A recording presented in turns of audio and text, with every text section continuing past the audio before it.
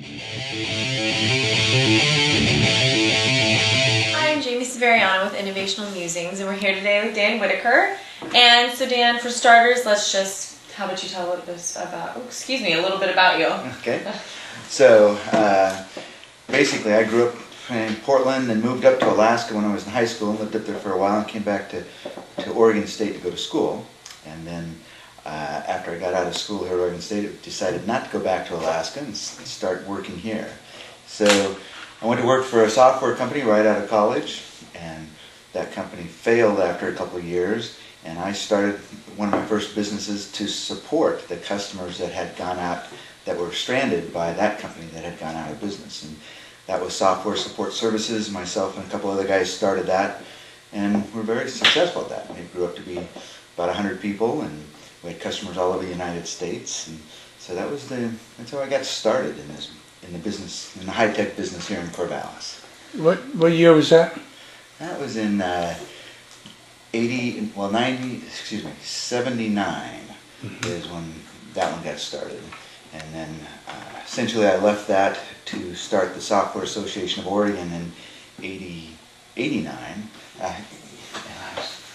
That was fun because it was appointed by the governor to be on a task force to see what we could do to help software companies in Oregon. And we came up with the recommendation of starting a trade association for software developers, because essentially the software developers weren't, and typically that's done by a trade association. So we started a trade association, and I became the first director of that and got that going, which really turned out to be a fundraising project, because the governor at the time, Goldschmidt, made the deal with us that if we could raise $125,000 from private industry to prove that it was worthwhile, that he would match that. So the first deal was very entrepreneurial, because I only got paid if I raised the money. Right. so it was a fundraising effort. How about education? My education was basically Oregon State. I got a degree in business at Oregon State with a minor in computer science. Mm-hmm. And I took a lot of electronics classes too, just because it was interesting to me. So I was always basically a business person with some technology background, but it was basically a business person. That's a pretty good background for an entrepreneur in technology. Mm-hmm. Yeah, it actually worked out. I've always felt that you really can't be a good entrepreneur without knowing both the business side and the technical side. You have to know both. There's a lot of the entrepreneurial classes are always taught in the business school, which is okay, but you can't do it with just business savvy. You have to have technical savvy also. And the Software Association was the first office in Corvallis or Salem, and then moved to Portland? Yeah, actually we were up on Kings. First office was on Kings. I actually was out of my house for the first year, and we had a post office box in Salem because we wanted to represent everybody in the state. So the feeling was if we had a mailing address that was Salem, it would feel like it was a statewide association. And we did that for a while, and then it just became obvious that the center of mass for the software companies was in Portland. So we moved it to Portland at the OGI, Oregon Graduate Institute, and they gave us some space out there. And I traveled up there for basically every week for a year, running it out of there till we found a replacement, Ken Maddox, to take it over for me. And that was about? That was about 91, and then I got started with Evergreen and Rouge Wave.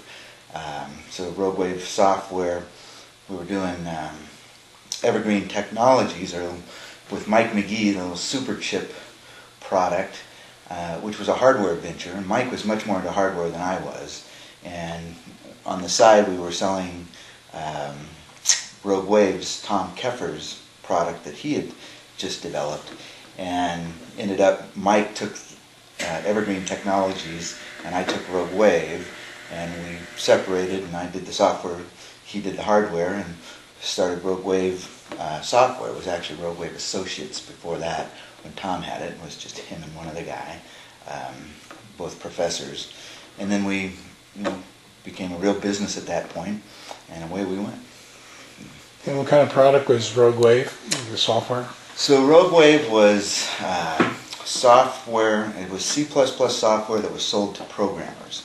It was libraries that the first sort of wave of object-oriented programming was just coming into play.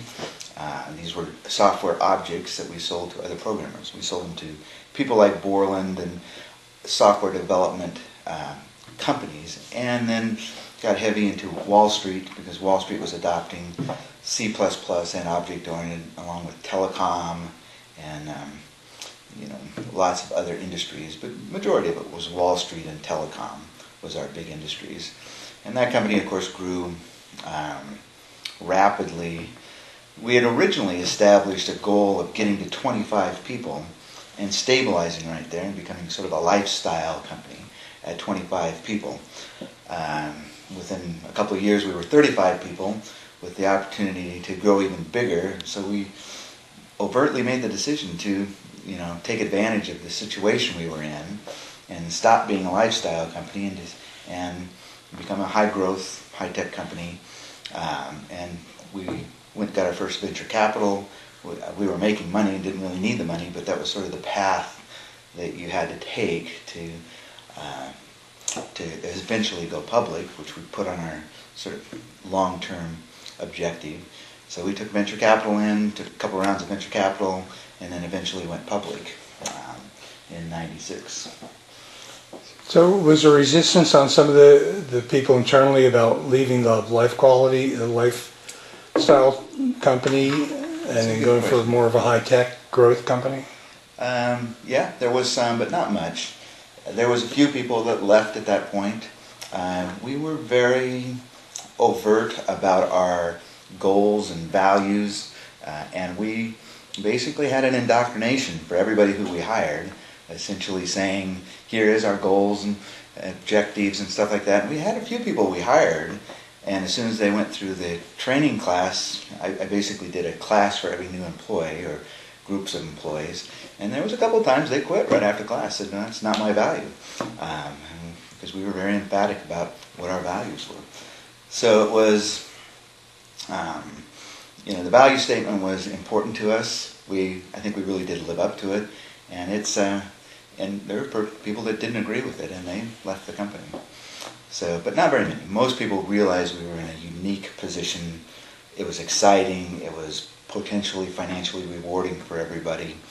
So there wasn't a lot of resistance, just a few outliers that didn't agree with that was what they wanted. So there are a couple of good successes, and anything you would attribute it to? It sounds like it fell into almost things better than what you expected to happen. Yeah, I think part of it is there's a philosophy of, we've always had this philosophy of I want to have fun, and people around me, I want to have fun. And it was never been a philosophy of the objective is to make money. It's always been let's have fun. And the reality is, I think if you're having fun, to do that, you got to service your customer so that they're happy, so you get good feedback from the customer, you produce what they want to make them happy, you make everybody inside the company happy. Financial rewards just sort of come. So it's never been the objective to be financially successful. It's been the objective to have a successful company. I've had, at certain points, certain companies have not made money, and I can tell you that is not fun when a company's not making money. So you got to make money to have fun, but the objective is more to have fun and produce good products and service your customer, service everybody inside the company, and then financial rewards tend to follow that. So it's a philosophy that I've taken on in most of the companies I've been with, and had some very successful companies.